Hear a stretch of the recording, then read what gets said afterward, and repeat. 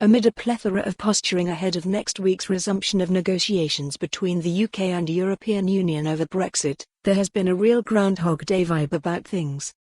Prime Minister Boris Johnson says he wants a Canada-style trade deal. The EU says the problem with this is that the UK is not Canada. And the UK government, which has shown a real ability to play to the gallery and continues to rail against regulatory alignment with the EU, is now even signalling it could walk away from negotiations in June if there is a lack of good progress. Toys out of the pram and all that. This week we have also seen Wetherspoon founder and chairman Tim Martin, who was in such celebratory and seemingly conciliatory mood when the UK got its technical Brexit on January 31st, wade back into the debate by seemingly arguing against any particularly close future relationship with the EU. It appears nothing much has changed since the June 2016 Brexit vote.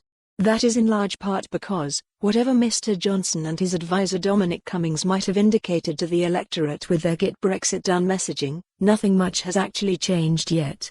The Brexiters will not want to hear this, but it is true. They either truly believe, or want to persuade themselves or others, that Brexit is done, nothing bad has happened and that is the end of the matter.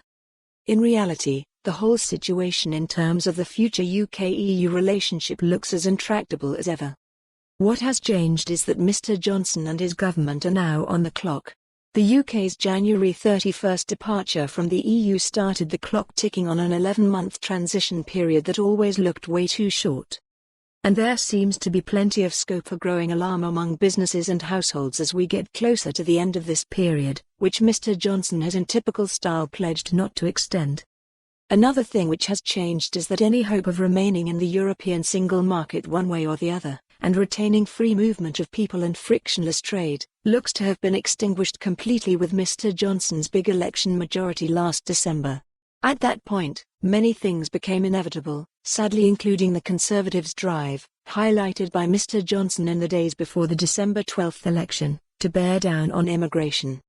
What we have seen of the Tory vision for the post-transition period UK has looked utterly grim. What has been trumpeted by Mr. Johnson and Home Secretary Priti Patel, to replace the free movement we currently still have to the UK from other EU countries, is an Australian-style, points-based immigration system. This is causing real worry in the business community, amid huge demographic challenges in terms of an aging UK population, not to mention a tight labour market and existing skills shortages. Ms. Patel has. See for more on this story, visit the news article link.